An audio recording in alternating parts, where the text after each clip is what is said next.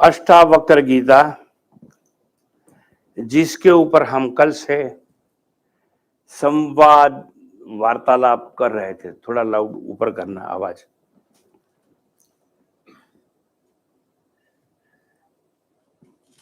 कल हमने देखा ग्रंथ क्या है, यानी कि अष्टावक्र गीता क्या है, कहां से निकली है, कहां से आई है, उसका उद्देश्य क्या है, उसके पात्र कौन कौन से हैं। तो दो पात्रों की बात हमने समझाई थी। इसमें एक है राजा जनक और एक है अष्टावक्र मुनि।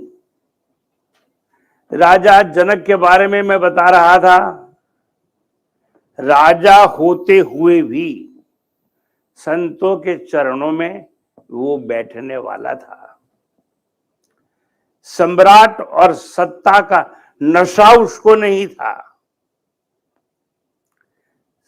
सत्ता त्याग कर शिष्य भाव का स्वीकार करके संतों के चरणों में बैठने वाला वो एक अलौकिक राजा था।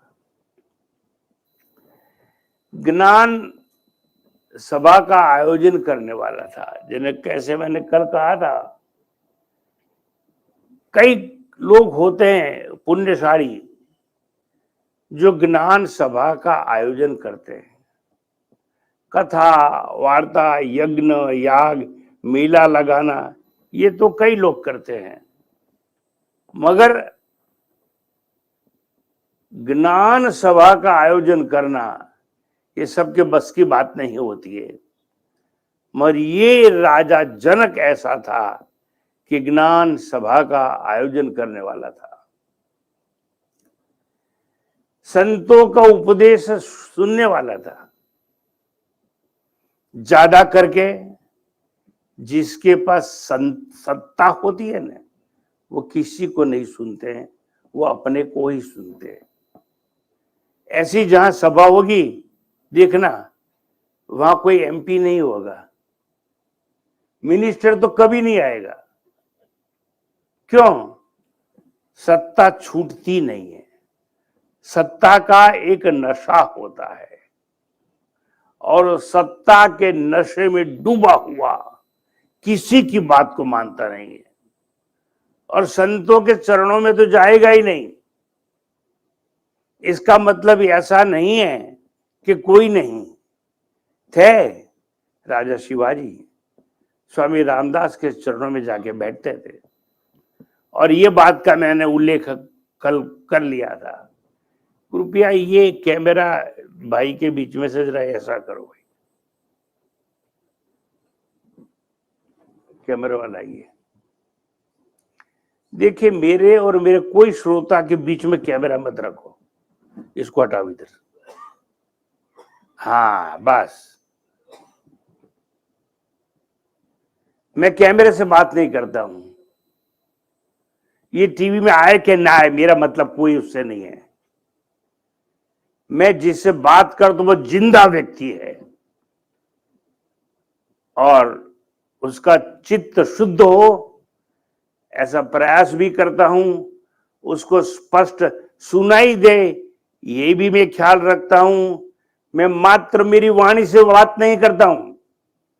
I have my facial expression and gesture. कई ढंग से मैं बात करता हूं। मैं आपके भीतर उतरने का प्रयास करता हूं। I am trying my best to penetrate your heart my dear sir, and therefore please don't keep anything between me and my audience. तो देखिए, राजा जनक की बात है। ये जनक, मैंने कहा संतों का उपदेश सुनने वाला था। मिथिला का नरेश था राजा। मिथिला नगरी है, उसका राजा था। और ये जनक ऋषि यज्ञवाल के एक है, बड़े बहुत बड़ा नाम है उपनिषदों में, वेदों में, महारथी हो गए जो। उनके चरणों में बैठकर ज्ञान प्राप्त करने का प्रयास कर रहा था और ऋषि याज्ञवल्क्य के चरणों में बैठकर श्रवण करता था, ऐसा राजा देखना मुश्किल है। ऋषि याज्ञवल्क्य जी जनक जी का इंतजार करते थे। जैसे कि मैं प्रवचन कर रहा हूं मगर शांति पाठ हो गया है, मगर मैं बात शुरू नहीं कर रहा हूं, रुकता हूं, ऐसे देखता हूं, ऐसे देखता हूं, कहीं देखता हूं, क्या करता हूं, हाँ ये आ गई।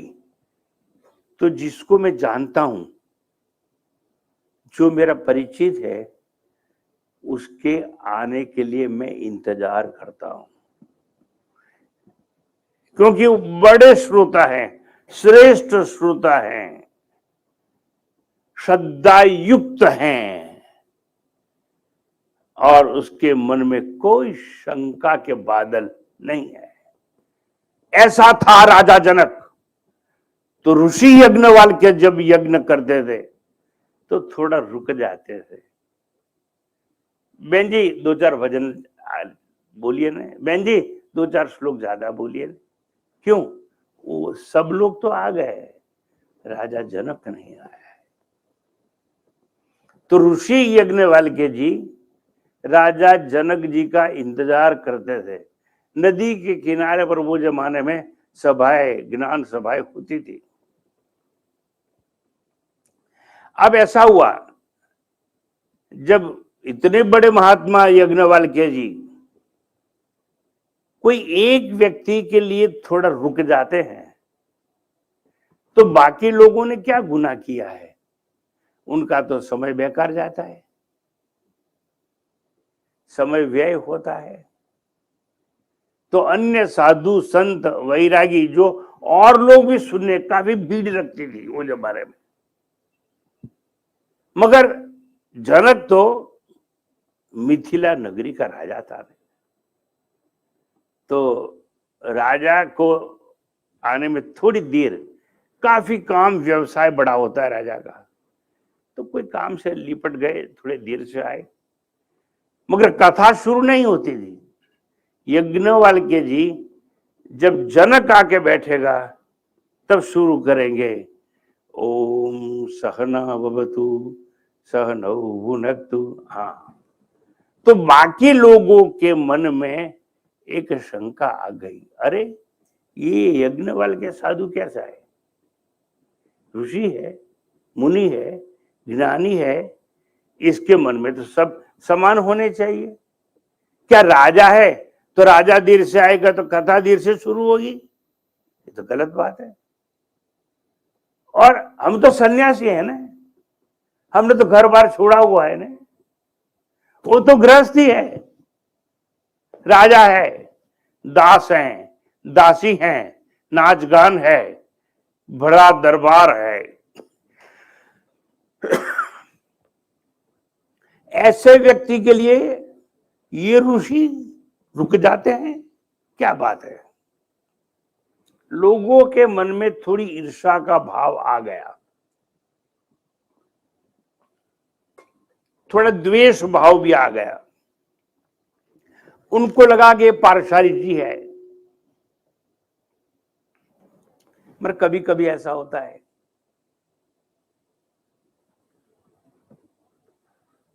क्यों होता है वो बाद में समझ में आएगा आपकी। संत श्रोतागण सन्यासी वृंद, उनका अप्रगट, बाहर से तो नहीं बोलता है कोई, क्यों? वो राजा की निंदा कौन करेगा? और भी ऋषि के सामने, के राजा के सामने तो कोई नहीं कहेगा। नहीं, हमारी हिम्मत नहीं चलती है। जिसके पास सत्ता के सूत्र हैं उसका विरोध करेगा कौन? मगर अप्रगट आक्रोश एक था।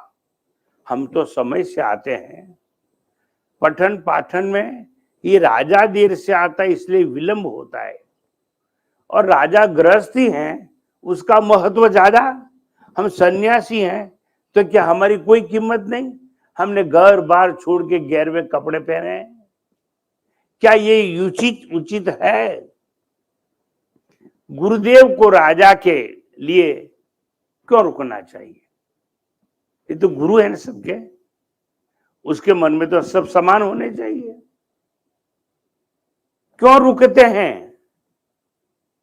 अब ये भाव जो श्रोताओं के मन में आया, उसको ऋषि यज्ञवल्क्य समझ गए। और लोग सोचते थे कि राजा के लिए आसक्ति है, राजा के लिए राग है, क्या राजा का डोनेशन लिया है आश्रम बनाने के लिए? और ऐसा होता है, याद रखना जीवन में, जिसके ऑब्लिगेशन में होगे उसके लिए ऐसा करना पड़ता है। तो श्रोता वर्ग में एक बात चली कि भाई ऐसा क्यों, सब शिष्य तो समान होने चाहिए। याज्ञवल्क्य जी ने शिष्यों का द्वेष भाव जाना, और याज्ञवल्क्य ऋषि ने सोचा चलो एक परीक्षा ही क्यों ना ले ली जाए ये श्रोतागण की।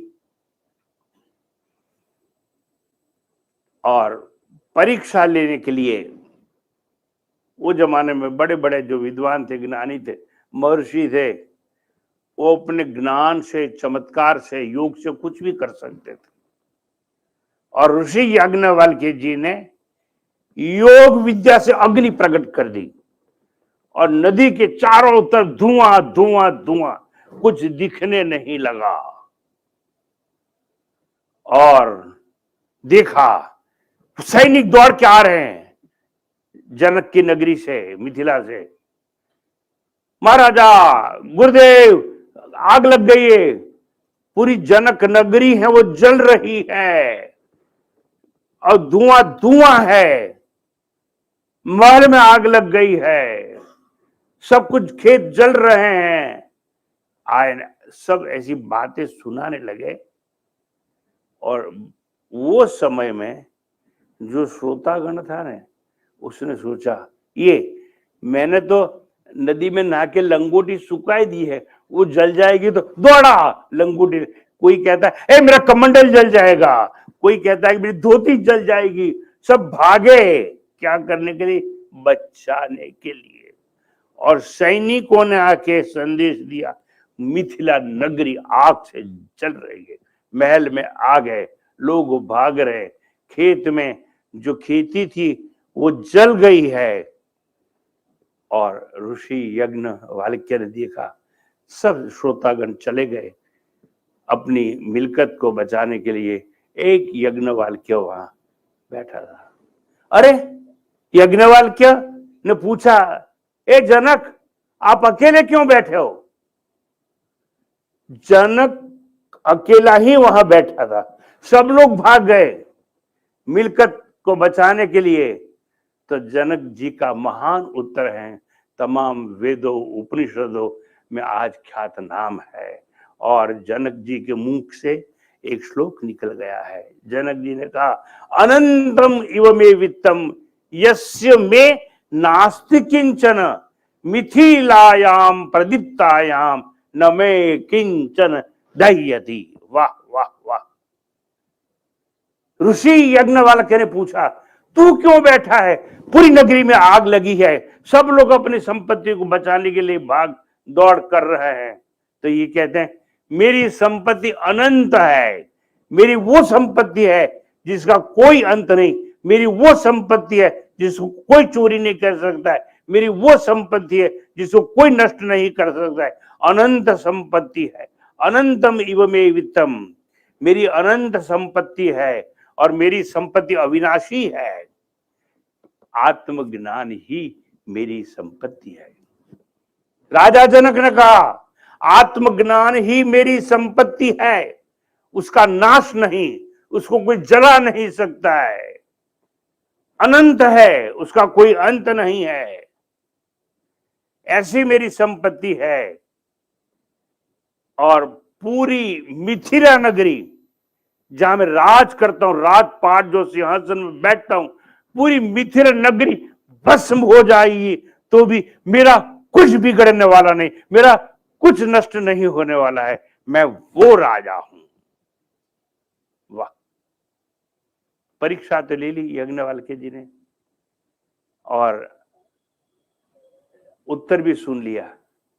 अब लोगों के समझ में आया, ऐसा था अनासक्त राजा, ऐसा था वैरागी राजा, ऐसा था जिसको ज्ञान के अलावा कुछ नहीं चाहिए।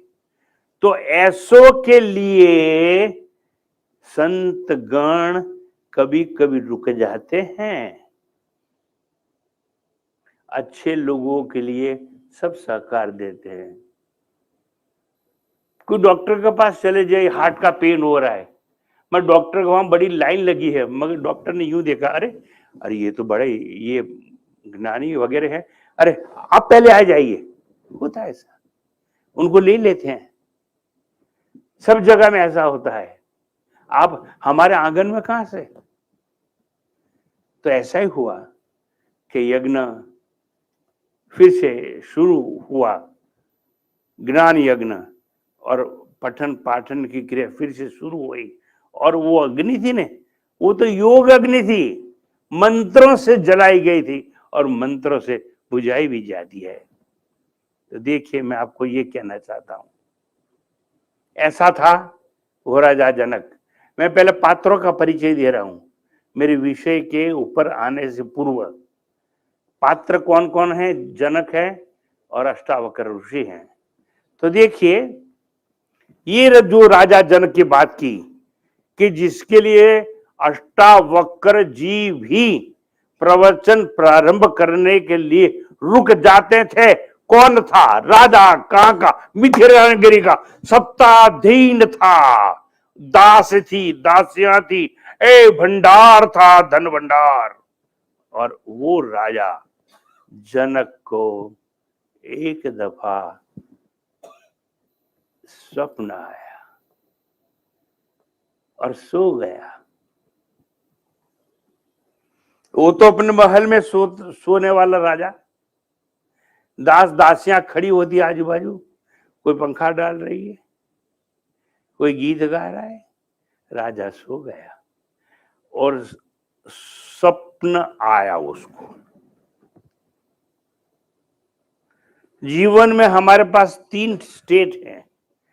आप मुझे सुन रहे हैं, मैं बोल रहा हूं, ये जागृत अवस्था है। We are in waking state. If we are not in waking state, we must be in dream state. स्वप्न में होंगे अगर हम, अगर स्वप्न भी नहीं, जागृत अवस्था में नहीं, तो हम सुषुप्ति में होंगे, जिसको हम कहते हैं डीप स्लीप स्टेट। चौथी अवस्था नहीं है हमारे पास। तो राजा जनक सोता तो अपने महल में है, मगर स्वप्न आया और स्वप्न में फटे हुए कपड़े हैं, थका हुआ शरीर है, पसीना पसीना आ रहा है, घर घर भटक रहा है, भूखा है, मांगता है, भिक्षांदेही, कोई देता है कोई नहीं देता है। मगर ये दिन ऐसा था, उसको कहीं भिक्षा न मिली, थका हुआ था, कपड़े फटे हुए हैं, गंदे हैं, बिना धोए हैं, शरीर से पसीना निकल रहा है और तड़प रहा है कि भूख लगी है, खाना कहा, खाना, अन्न अन्न। और एक सज्जन देखा, आइए यहाँ आइए, एक कटोरा दाल ले जाओ। और एक कटोरा दाल तो मिल गई और फिर आगे चला, खाली दाल को क्या करूंगा। एक सज्जन दूसरा आया, उसने कहा 2 मुट्ठी चावल दे रहा हूं, ले जाइए। बस प्रसन्न हो गया। कौन कौन प्रसन्न हुआ? नहीं, भिखारी। राजा तो सोया अपने महल में, भिखारी प्रसन्न हो गया कि दाल चावल तो मिल गया, पर पकाऊंगा कैसे। एक कुम्हार के वहां गया, एक मटकी दे दो, ऊपर से तोड़ के उसने पकाने का पात्र बना लिया। 3 चीज तो हो गई। लकड़ी कहां से? जंगल में गया, पसीना था, तरबतर था, थका हुआ शरीर है, लकड़ी काटने के लिए शक्ति नहीं है, फिर भी चुन चुन के लकड़ी इकट्ठी की। लकड़ी तो मिल गई, पात्र तो मिट्टी का मिल गया, 2 मुट्ठी चावल 1 मुट्ठी दाल तो मिल गई। अब क्या चाहिए? खिचड़ी बनाने के लिए क्या चाहिए? पानी चाहिए। कुएं के पास जाता है और धीरे धीरे पानी निकालता है और पात्र में दाल चावल रखता है, पानी डालता है। मसाला का तो कोई सवाल ही नहीं है कि नमक हो कि मिर्च हो। उसने सोचा भूखा हूं, तड़प रहा हूं, क्यों इनसे खिचड़ी बना के खाना लाऊं। तो इसने चूल्हा जलाया है, आग जल गई है, पात्र ऊपर है, चावल उबल रहे हैं और इसने सोचा थोड़ी देर तो लगेगी न, तो क्यों बैठ ना जाऊं मैं। बैठा है और देखता है चूल्हा जलता है, खिचड़ी धीरे धीरे पक रही है। मगर देखिए सपने के अंदर भी एक झपकी आती है, फिर जगता है जनक। कौन जगता है? जनक नहीं, भिखारी। और वो भिखारी ने आंख मूंद ली और देखा दो बैल, जिसको गुजराती वाले आखला कहते हैं, दो बैल झगड़ते झगड़ते आए। एक सींग मारता है, दूसरा सींग मारता है, मगर झगड़ते झगड़ते इसने जहां चूल्हा जलाया वहां पहुंच गए और ठक ठक लात मारी। एक ने लात मारी, खिचड़ी नीचे गिर गई, आवाज आई, स्वप्न टूटा और भिखारी जागा। हे, इतनी मेहनत करने के बाद भी खिचड़ी नहीं मिलेगी, मिट्टी में मिल गई, पात्र तो टूट गया। अब देखिए साहब, ध्यान से गौर से सुनिए मेरी बात। पैर लगने से खिचड़ी जमीन पर गिर गई, आग बुझ गई, मटकी टूट गई और स्वप्न भी टूटा है। अब बात कुछ और है यहां पर। आपसे मैं पूछता हूं, किसका स्वप्न टूटा? भिखारी का या राजा जनक का? स्वप्न तो किसको आया था? जनक का।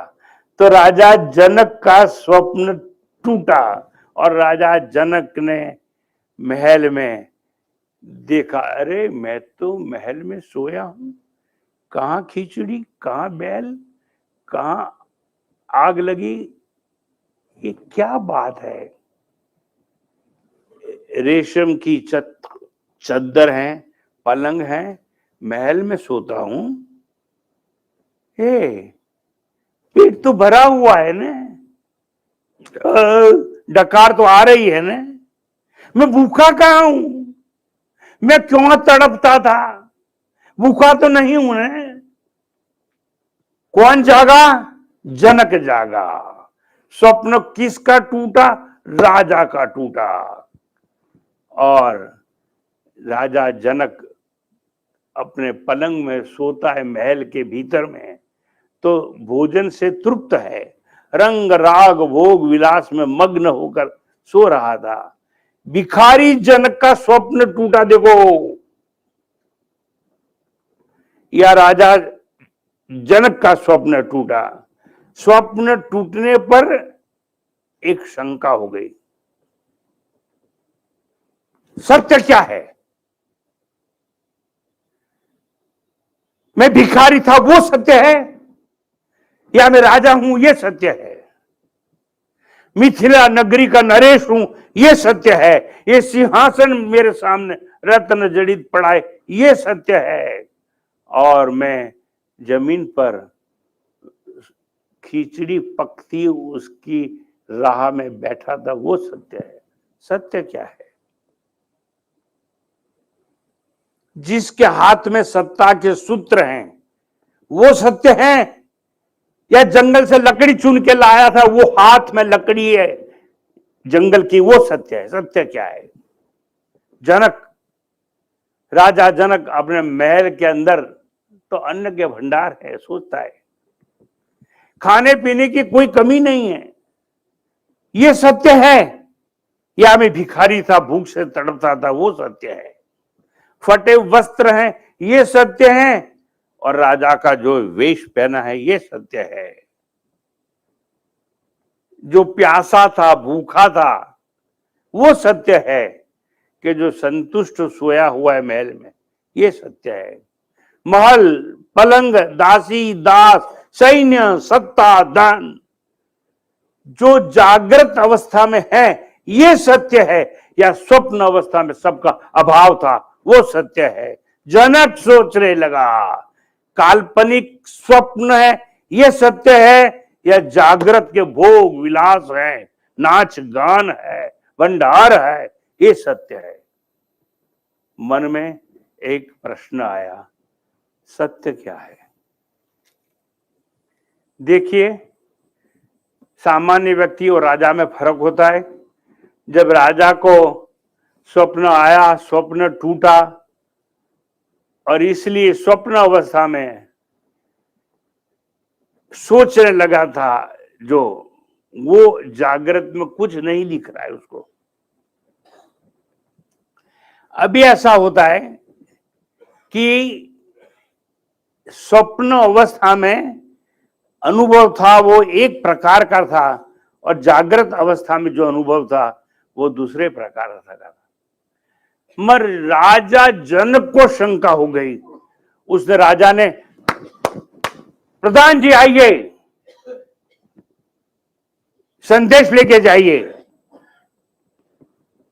जागृत अवस्था सत्य है या स्वप्न अवस्था सत्य है? खोजो, मुझे निर्णय चाहिए। ज्ञान सभा बुलाओ, बड़े बड़े पंडितों को बुलाओ, ज्ञानियों को बुलाओ, ऋषियों को बुलाओ, मुनियों को बुलाओ, सबको इकट्ठा करो। मेरा ये प्रश्न है, मेरी शंका है, सत्य क्या है? उत्तर चाहिए कल सुबह तक मुझे। अगर कल सुबह तक उत्तर नहीं मिला तो याद रखना, अपना सर है ये धड़ से नीचे होगा। सब डर गए, घबरा गए। ज्ञान गोष्ठी की सभा दूसरे प्रातः काल में बुलाई जाती है, और उसके बीच में एक प्रश्न रखा जाता है। विद्वान लोग हैं, पंडित हैं, मौन हैं, सभा में सन्नाटा आ गया है। सत्य क्या है? भिखारी सत्य है, और पलंग में महल में सोने वाला राजा सत्य है। मैं तड़पता था भूख से, वो सत्य है, या मेरे नगर में महल में अन्न के भंडार है, ये सत्य। सत्य क्या है? कोई उत्तर नहीं देता है। मगर वहां पर एक छोटा 12 साल का एक बालक खड़ा था। क्या मैं उत्तर दे सकता हूं? देखा राजा जनक ने, छोटा बालक 12 साल का है, उसके हाथ पैर सब टेढ़े मेढ़े हैं, वक्र हैं, और वो बालक पूछता है, क्या मैं उत्तर दे सकता हूं? अष्टावक्र जी ने कहा, हां दीजिए, आपको पता है तो उसने कहा, राजा उत्तर सुनना है, सिंहासन से नीचे बैठी, ये मुगट को नीचे रखिए, उत्तर चाहिए ना, बैठिए। न स्वप्न सत्य है, न जागृत का ये राजा है, ये सत्य है। Now please be attentive, land me your ears. अब मैं ये गहन तत्वज्ञान है जो अष्टावक्र गीता का, वो आपके सामने रख रहा हूं। थोड़ी बात जैसे सिनेमा में आता है ना, फ्लैशबैक, वो बात बाद में करूंगा कि अष्टावक्र अष्टावक्र क्यों हुआ, वो बात बाद में आएगी, अभी सुन लेना इतना। वो जो बालक है 12 साल का, वो कहता है, राजन, स्वप्न, जागृत और सुषुप्ति 3 अवस्थाएं हमारे जीवन में होती हैं, और तीनों अवस्थाएं आने जाने वाली है। जैसे मेरा प्रवचन है तो आप लोग आए, फिर दूसरा कोई महात्मा आएगा तो आप लोग चले जाएंगे और दूसरे लोग आएंगे, फिर तीसरा महात्मा आएगा, वो चले जाएंगे, दूसरे हैं। तो जो आने जाने वाला होता है वो कभी सत्य नहीं होता है। सत्य वो होता है जो आता भी नहीं और जाता भी नहीं। सत्य वो होता है, छोटा बालक कहता है, जो भूतकाल में था, वर्तमान में है और भविष्य में रहने वाला है। बॉम्बे के ऊपर का जो आकाश है, स्पेस, उसको अमेरिका जाना है तो कितना टाइम लगेगा? टाइम लगेगा ही नहीं, अखंड है आकाश। तो जो आकाश अमेरिका में है, जो वही ऑस्ट्रेलिया में, वही न्यूजीलैंड में, वही भारत में, वही पाकिस्तान में, वो कहीं जा नहीं सकता है, कहीं से आ नहीं सकता है। जो एक होता है, अखंड होता है। ऐसे ही छोटा बालक समझा रहा है, जो आता है जाता है, असत्य है, अनित्य है, झूठ है, कल्पना है। और स्वप्न आता है, जागृत में चला जाता है, जागृत अवस्था आती है, स्वप्न में चली जाती है, और स्वप्न और जागृत अवस्था दोनों आते हैं और सुषुप्ति यानी कि डीप स्लीप में चले जाते हैं। तो आवागमन युक्त जो होता है वो असत्य है, वो अनित्य है। तीनों काल में जो रहने वाला है वही सत्य है। जनक का प्रश्न है, वो भिखारी सत्य है, राजा सत्य है, स्वप्न सत्य है या जागृत अवस्था सत्य है? सत्य क्या है? और छोटा बालक उत्तर दे रहा है, सत्य तो अभाव शून्य है। एक होता है भाव, एक होता है अभाव।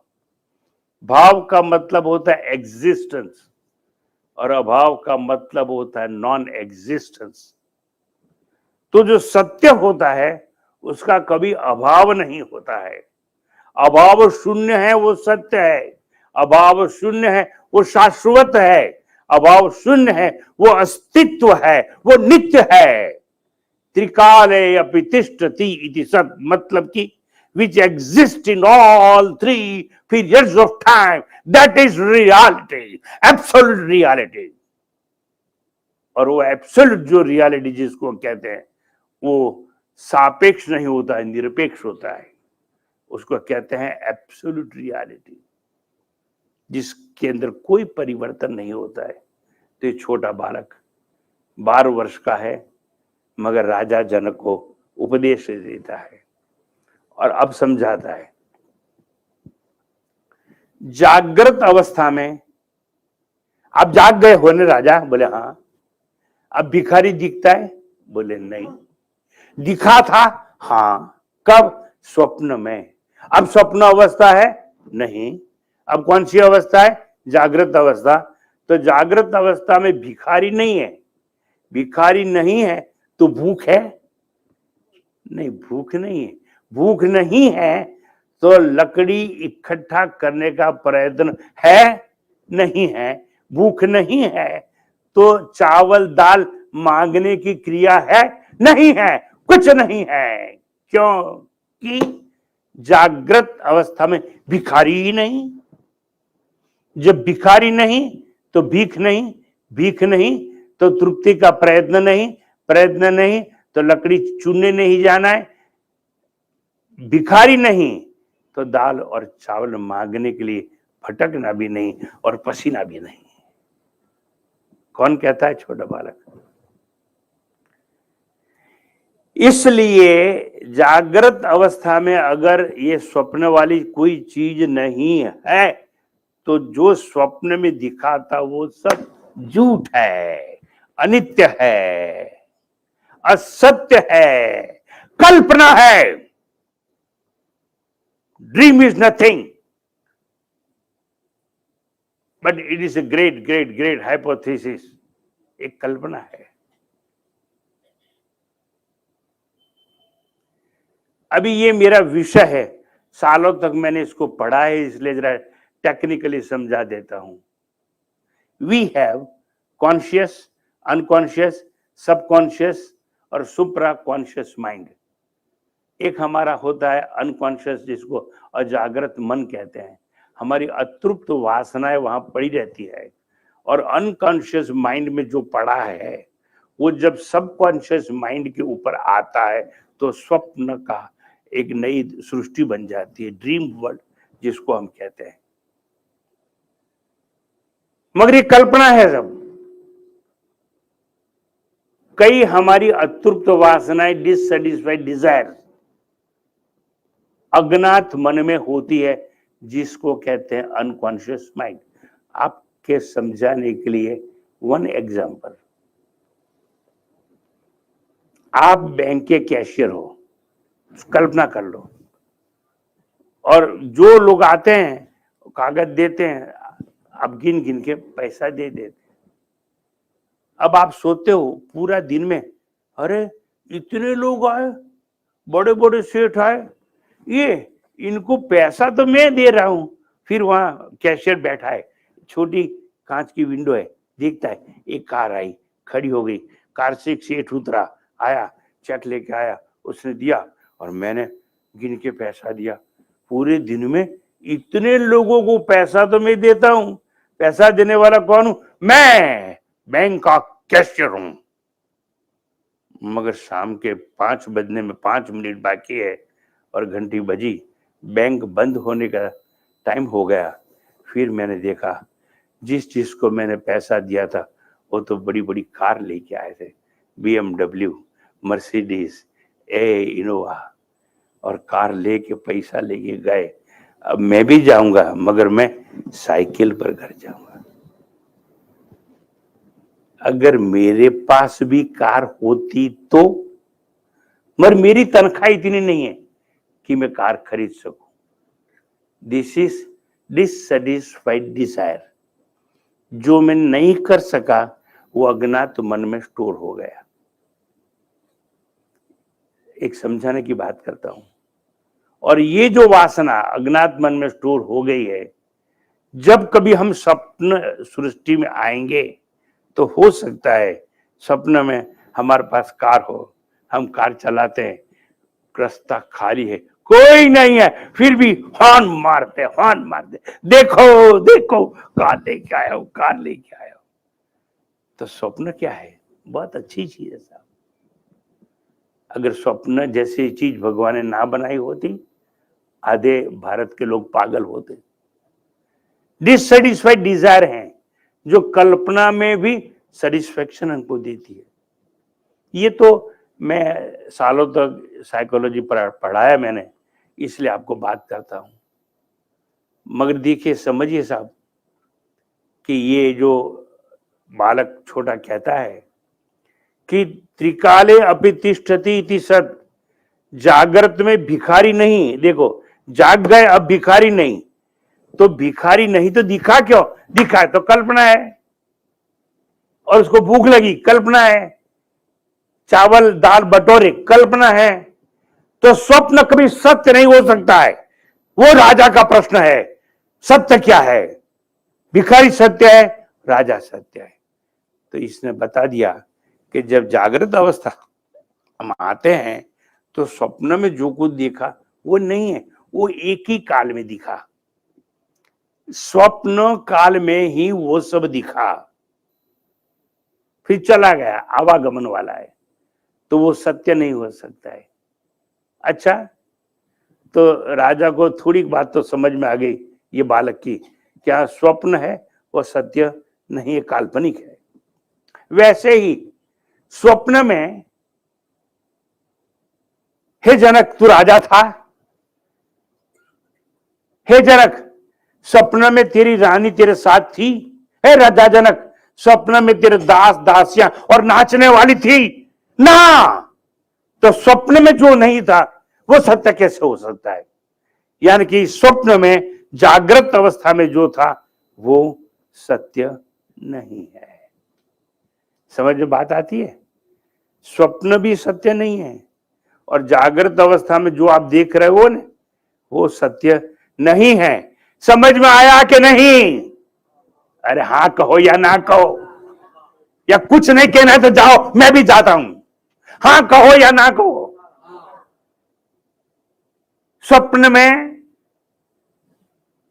जागृत में जो है, आपका मकान है, महल है, गाड़ी है, कार है, नौकर है, रसोईया है, वो है स्वप्न में। नहीं है ना, तो झूठ है। इसका मतलब समझते हो? खाली खाली कहते हो। इसका मतलब ये हुआ, ना तुम्हारा कोई हस्बैंड है, ना तुम्हारी कोई वाइफ है, लाइफ है, no wife. What nonsense you are talking to me my dear sir. जागृत अवस्था में तुम्हारा बाप है, जागृत अवस्था में है, मगर स्वप्न भी दिखता है नहीं, तो सच्चा बाप नहीं, सच्ची मां नहीं। न में मृत्यु शंका, न में जाति भेद, पिता नैव में नैव माता न जन्म, न बंधुर न मित्रम गुरुर्नैव शिष्य, चिदानंद रूप शिवोहम शिवोहम। ये हमारी संस्कृति है, हम पहचानना नहीं चाहते। छोटा बालक राजा जनक को समझा रहा है, क्या समझा रहा है? कि स्वप्न में जो था वो जागृत में नहीं है, इसलिए स्वप्न में जो था वो सच नहीं है। और जागृत अवस्था में माँ बाप, धन दौलत, संपत्ति, बैंक बैलेंस, दुकान धंधा, जो जागृत अवस्था में है वो स्वप्न में नहीं है, इसलिए जागृत अवस्था भी सत्य नहीं है। तो सत्य क्या है? सुषुप्ति में है वो सत्य है। मैं पूछता हूं आपको, मैं इसलिए पूछता हूं, पूछूंगा कि सालों से रट्टा लगा के बैठे हो, सालों से गौरवे कपड़े पहनने वाले के प्रवचन सुनते हो, सालों से यहां बैठे रहते हो, समझते हो कि नहीं समझते हो? ये मैं जानना चाहता हूं आज। बताइए, डीप स्लीप में, सुषुप्ति की अवस्था में जो दिखता है वो सच है? अब शर्म मत करिए, जोर से बोलिए, आ गया तो हाँ या तो ना, या ना कल से प्रवचन बंद हो जाएगा। सुषुप्ति में जो दिखता है वो सच है या नहीं? देखो, आपको उत्तर नहीं मिलेगा, अच्छी तरह से कुछ सुना नहीं है। सुषुप्ति है, डीप स्लीप है, उसको कहते हैं अग्रहण अवस्था। सुषुप्ति में आंख तो है मगर बंद है, देखती नहीं है, यानी कि आंख रूप का ग्रहण नहीं करती है, कान शब्द का ग्रहण नहीं करता है, और सुषुप्ति में तुम्हारी जीवा गुलाब जामुन नहीं खाती है, यानी कोई भी इंद्रियां कुछ भी ग्रहण नहीं करती है। समझ में आता है? तो जब कुछ ग्रहण ही नहीं होता है तो वो अवस्था को अग्रहण अवस्था कहा जाता है। और सुषुप्ति में, सुषुप्ति का मतलब डीप स्लीप में क्या अनुभव है? एक ही अनुभव है, आई डोंट नो एनीथिंग। थक के सो गए, नींद में थे गहरी, सपना था नहीं था, जागृत अवस्था थी नहीं थी, क्या था? बस खाट में गिरा और सो गया, मुझे कुछ पता नहीं है क्या हुआ, वो स्वप्न भी नहीं था। आई डोंट नो एनीथिंग। मैं आपको पूछता हूं, जब आप उत्तर देते हो अहम किमपि न जानामि, मैं कुछ जानता नहीं हूं, दूध है, वो दूध वाला आया तब उठ गया, बीच में क्या हुआ था? आई डोंट नो, मैं तो थक के सो गया था। जब आपने कहा I don't know, that answer is knowledge और ignorance. Now my dear sir, ball is in your court. मैं आपको पूछता हूं, जब आपने ये उत्तर दिया मुझे कुछ पता नहीं है, अहम किमपि न जानामि, आई डोंट नो एनीथिंग, तो ये ज्ञान है या अज्ञान है? अज्ञान है ना? ज्ञान है तो किसका ज्ञान है? अज्ञान का ज्ञान है, समझो। तो ज्ञान रखने वाला तो होना चाहिए ना। अगर ज्ञान है तो वो ज्ञान रखने वाला तो उधर होना चाहिए ना। अब समझिए, किसने कहा? मैंने कहा। Why? In dream state I am dreamer, in waking state I am waker. And in deep sleep state I am deep sleeper. सब तीनों अवस्थाएं आई और गई, बट मैंने क्या कहा? I. In waking state I am waker, in dream state I am. I आया ना, आई है तो मैं अहम, आई। वो कौन? वो चैतन्य आत्मा है जो तीनों अवस्था का साक्षी है। जागृत अवस्था में, चलो थोड़ी आपकी टेस्ट ले लेते हैं, क्योंकि मैंने सुना है कि ये प्रेमपुरी आश्रम बरसों से चलता है और बड़े बड़े ज्ञानी लोग सुनते हैं, सुनाने वाले आते हैं। चलो हम भी आज टेस्ट ले लेते हैं। ये क्या है? देखो, मेरी और आपकी दोस्ती हो गई, जवाब देना है। ये क्या है? ये मिट्टी का है, सोने का है, स्टील का है। ये ग्लास आपको कान से दिखता है या नाक से दिखता है? जोर से बोलो। Very good. ये ग्लास आपको कान से नहीं दिखता है, नाक से नहीं, किससे दिखता है? बोलो जोर से। वेरी गुड, बहुत बढ़िया। मैंने जो आवाज निकाली वो नाक से सुनी या कान से? कान से। दोबारा बोल, पूछता हूं, कान से सुनाई देता है कि नहीं? हाँ कहो या ना कहो? झूठ हो, बकवास है, कुछ नहीं समझा है, नहीं समझोगे। अगर आंख से दिखता है और कान से सुनता है ये सत्य है, तो मुर्दे को आंख है, मुर्दा क्यों नहीं दिखता है? अरे बताओ ना। झूठ फूट मेरे से बोलते हो प्रेमपुरी वाले कि मैं आंख से देखता हूं। आंख से नहीं देख सकते हो आप। अगर आंख से देखते तो मुर्दा देख लेता कि कौन कौन जलाने आया है। अगर कान से सुनते आप तो वहां बैठे हैं ना जो मुर्दा जलाने के बाद में तैयारी करने के लिए, उनकी सब बातें आप सुन लेते हैं। जब कोई जवान लड़का होता है, उसकी वाइफ मर जाती है ना, तो जवान लड़कियों को शमशान में नहीं ले जाते। पता है क्यों? क्योंकि शमशान में जो बुढ़े लोग होते हैं ना, अरे ठीक है वो पछा भाई है ना, उसकी लड़की के साथ फिट कर दो ना, उसको दूसरी दफा शादी करवानी है। ये सब बात सुन जाता मुर्दा।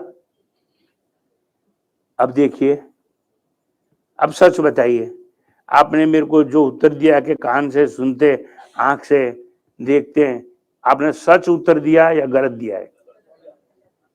तो गलत उत्तर देने वाले को कल से प्रवचन में करने वाला नहीं हूं।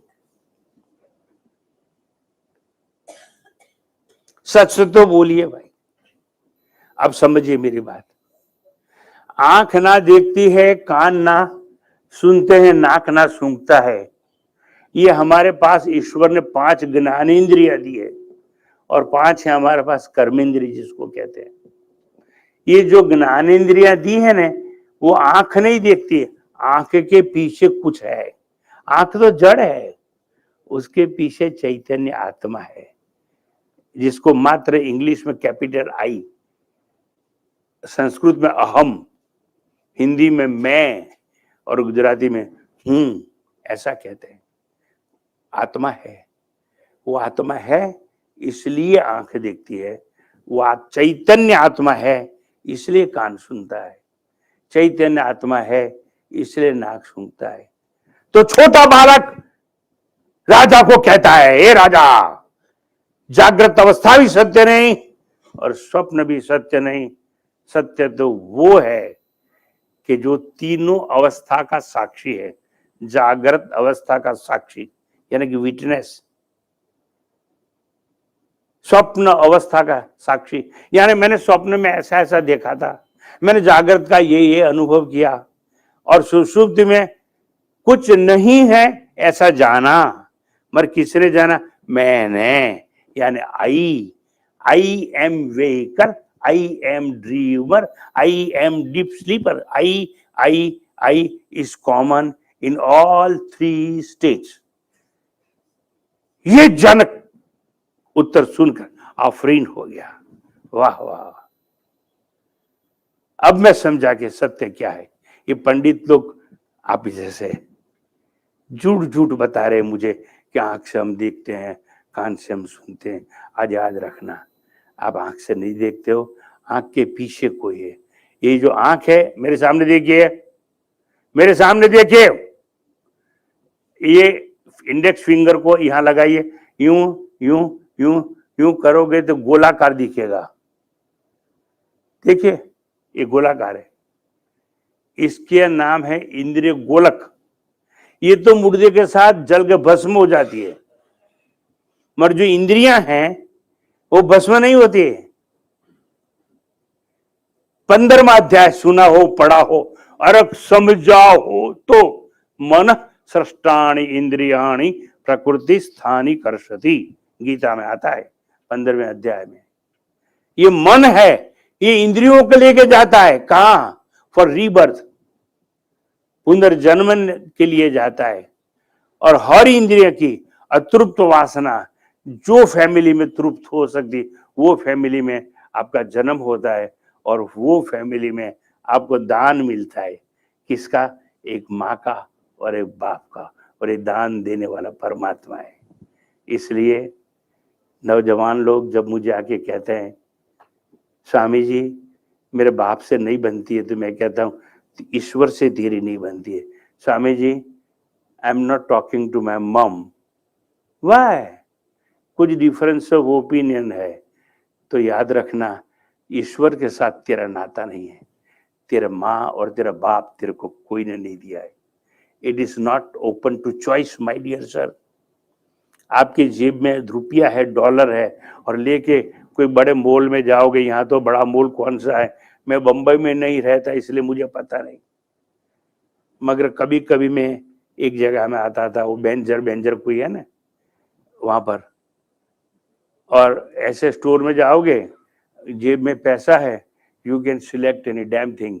सूट का कपड़ा लाइए, अंगूठी हीरे की लाइए, ये लाइए, ये सब कुछ खरीद सकते हो। मगर आप मॉल में गए और जो लड़की से बात करते थे ना, इसका क्या मोल, इसका क्या मोल, फिर वो लड़की से बात करते रहे, खाली खाली भाव पूछते रहे। क्यों? जो चीज खरीदनी थी उसमें मन नहीं था, मन था वो लड़की में। और फिर आपने जेब से एक टेलीफोन नंबर लगा के वो लड़की को दे दिया, इसके ऊपर बात करना, और फिर आपका प्रेम हो गया, तो आपने उसको वाइफ बना दिया। You can select your wife my dear sir, you can't select your mother. It is not open to choice. Who gave you this mother? आपके पूर्व संस्कार और पूर्व वासना जो घर में तृप्त होने वाले थी, वहां का पुनर्जन्म होता है। मैं कहना ये चाहता हूं, आप अपने एक खूबसूरत लड़की जा रही है, उससे प्रेम करके उसको वाइफ बना सकते हो, मगर ध्यान रखना वाइफ बना के लाइफ नहीं बन सकती है। वाइफ तो बन सकती है, लाइफ नहीं बन सकती है, फिर भी पसंद कर सकते हो, but you can't select your mother my dear sir, you can't select your father. इसलिए कभी किसी से ये नहीं कहना मेरे बाप से नहीं बनती है, मेरी माँ से नहीं बनती, ये तो प्रभु का प्रसाद है, यानी आपको प्रभु से नहीं बनती है, ये समझ लेना। राजा था, महान था, सत्ता के सूत्र हाथ में थे, तो भी एक छोटे बालक की बात को सच माना। ऐसा राजा मिलना मुश्किल है। वो था राजा जनक, और जिसने एक छोटे बालक से ये सब सीखा, समझा। हे राजन, छोटा लड़का 12 साल का कहता है, महल, राज्य, प्रजा, दास, दासी, सिंहासन, रंग, राग, भोग, विलास, ये सब कुछ काल्पनिक है। काल्पनिक है वो असत्य है, असत्य है वो भाषित है, असत्य और भाषित वो मिथ्या है, मिथ्या है वो असत्य है, असत्य है वो मनोकल्पना है, स्वप्न प्रातिभाषिक सत्य है, सत्य नहीं है।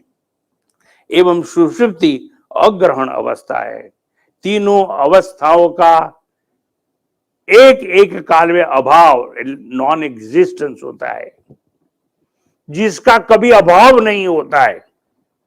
उसको ही सत्य कहा जाता है और वही जीवन का परम सत्य है। इसलिए तीनों अवस्थाएं असत्य हैं, स्वप्न हो, जागृत हो और सुषुप्ति हो। स्वप्न कल्पना है तो ये मत मानना कि जागृत अवस्था सत्य है। याद रखना मेरी बात, कोई आपका बाप सत्य नहीं, कोई मां सत्य नहीं, वाइफ तो कदापि सत्य नहीं।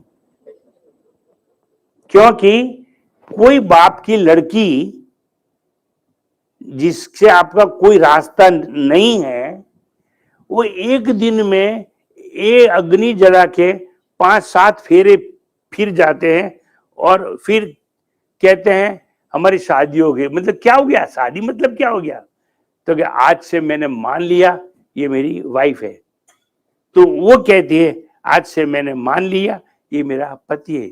या क्या मान लिया है, समझना, मान लिया है, होता कुछ नहीं है, कोई परिवर्तन नहीं होता है, ये मन की कल्पना है।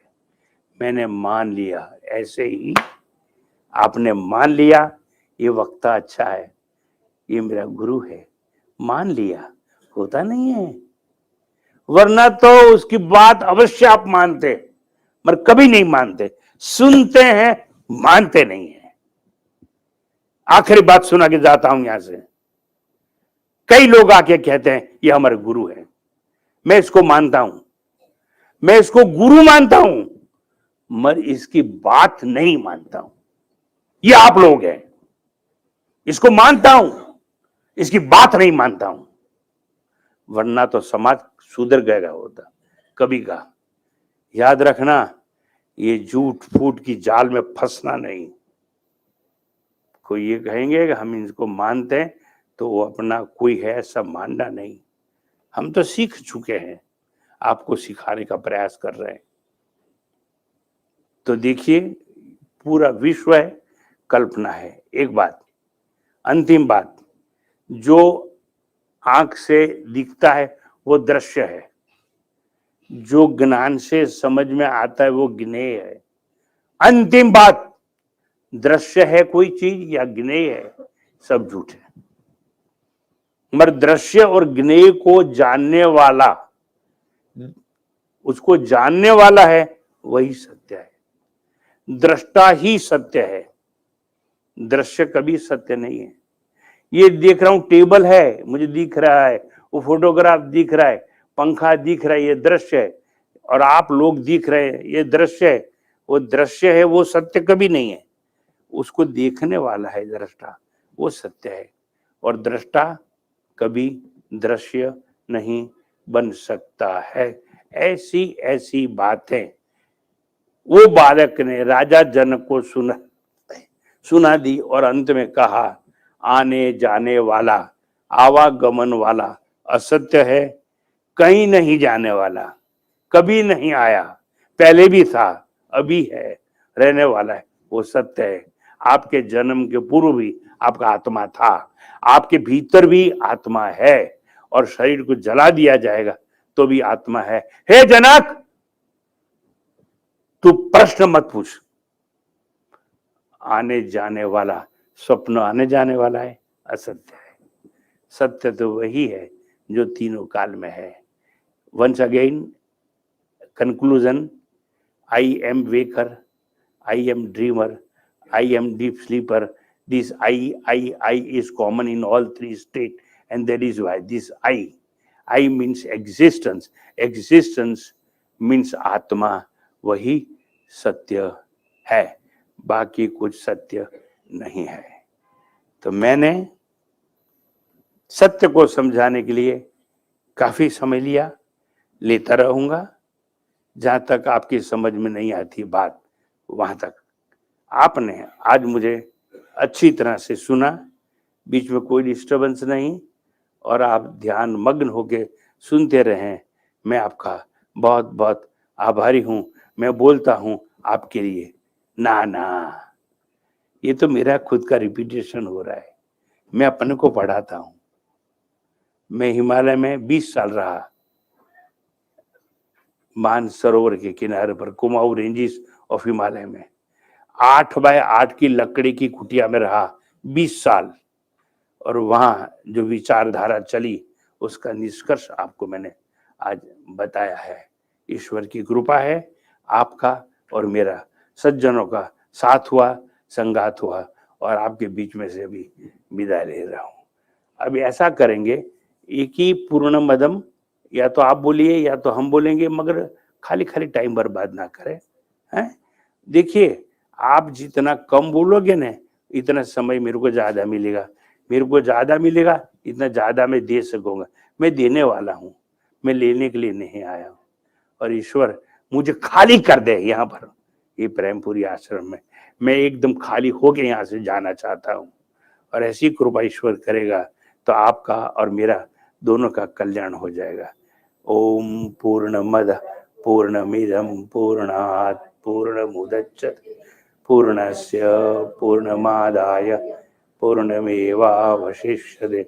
ओम शांति शांति शांति। हरि ओम नमः।